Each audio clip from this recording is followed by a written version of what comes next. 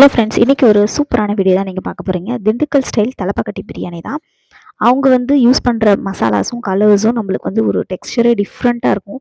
அதே மெத்தடில் இன்றைக்கி நான் வந்து பிரியாணி செஞ்சுருக்கேன். இந்த ஸ்டைல் ஆஃப் பிரியாணி எல்லாருக்குமே பிடிக்கும். ஸோ வாங்க வீடியோக்குள்ளே போயிடலாம். இதுக்கு வந்து எடுத்த உடனே நான் வந்து கறியை நம்ம வந்து வேக வைக்கக்கூடாது. எடுத்த உடனே ஃபஸ்ட்டு வதக்கணும். அதுக்கு வந்து நான் ஒரு 2 டேபிள் ஸ்பூன் கீ விட்டுக்கிறேன்.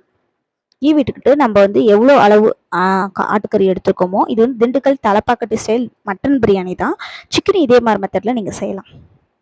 1/2 kg மட்டனை வந்து இதில் நல்லா வந்து நீங்கள் சாட்டே பண்ணிக்கோங்க. இப்போ ஒரு சில மசாலா ஐட்டம் நம்ம வந்து ஆட் பண்ணிக்கலாம். இஞ்சி பூண்டு பேஸ்ட் 1 டேபிள் ஸ்பூன், மஞ்சள் தூள் 1/2 டேபிள் ஸ்பூன், குழம்பு மிளகாய் தூள் கொஞ்சமாக, ரெட் சில்லி பவுடர் வெறும் மிளகாய் தூள் கலருக்காக கொஞ்சமாக ஆட் பண்ணிக்கிறேன். கூடவே கொஞ்சமாக உப்பு. இப்போ இது வதக்கிறதுக்கு உங்களுக்கு வந்து நல்லா தண்ணி விடும். அது வரைக்கும் நம்ம பொறுமையாக வெயிட் பண்ணலாம். இப்போ தண்ணி விட்டுட்டு மசாலா பதத்துக்கு வந்துருச்சு பாருங்க. இதுதான் கரெக்டான ஸ்டேஜ். இதுக்கு வந்து நம்ம தண்ணி விட்டுக்கலாம். ஒரு 2 கிளாஸ் தண்ணி இப்போதைக்கு விட்டுக்கோங்க. மட்டன் வேகிற அளவுக்கு வச்சுக்கலாம் நம்ம. அது ஒரு பக்கம் வேகட்டும். இதுதான் மெயின் இன்க்ரீடியண்ட்.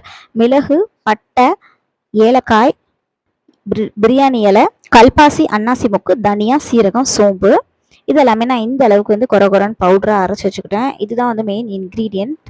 ஜாதிப்பூ வந்து ஆப்ஷனல், அது வந்து ஒரு பிஞ்ச் அளவுக்கு மட்டும் சேர்த்துக்கோங்க. இது வந்து மசாலாவுக்கு என்ன ஐட்டம் அப்படின்னு பார்த்தீங்கன்னா, வெங்காயம், பூண்டு, இஞ்சி, முந்திரி, காரத்துக்கு தகுந்த மாதிரி நீங்கள் வந்து பச்சை மிளகாய் ஆட் பண்ணிக்கலாம். இதுவும் ஒரு பக்கம் தனியாக எடுத்து வச்சுக்கோங்க. இப்போ வந்து ஜீரக சம்பா ரைஸை வந்து நீங்கள் ஒரு 20 நிமிஷம் ஊற வச்சு எடுத்துக்கோங்க.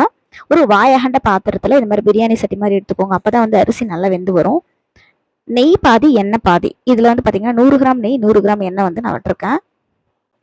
நான் வந்து 1 கிலோ அரிசிக்கு செய்கிறதுனால இந்த அளவு நான் வந்து எடுத்துக்கிட்டேன்.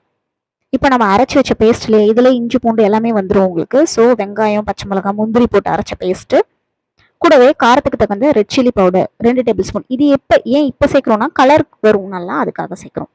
இப்போ நம்ம ஏற்கனவே கிரவுண்ட் பண்ணி வச்சுருக்கோம் இல்லையா மசாலா, அதுலேயும் வந்து இதில் வந்து சேர்த்துக்கோங்க. இதெல்லாம் வதக்கும் போது உங்களுக்கு பார்த்தீங்கன்னா நல்ல ஒரு அரோமா கிடைக்கும். தனியாக இதில் நம்ம வெங்காயம், தக்காளிலாம் எதுவும் சேர்க்க போகிறது கிடையாது.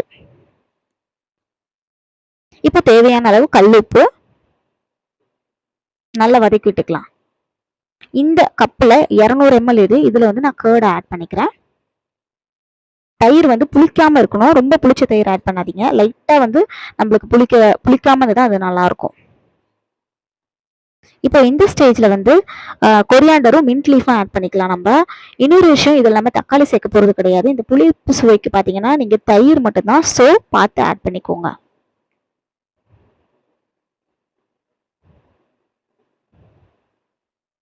இப்போ எண்ணெய் நல்லா பிரிஞ்சு வந்துருச்சு. இந்த ஸ்டேஜில் தான் நம்ம வந்து மட்டனை ஆட் பண்ணணும். ஏற்கனவே பாயில் பண்ணி வச்சுருக்கோம் இல்லையா, அந்த மட்டனை வந்து நம்ம இதில் ஆட் பண்ணிக்கலாம்.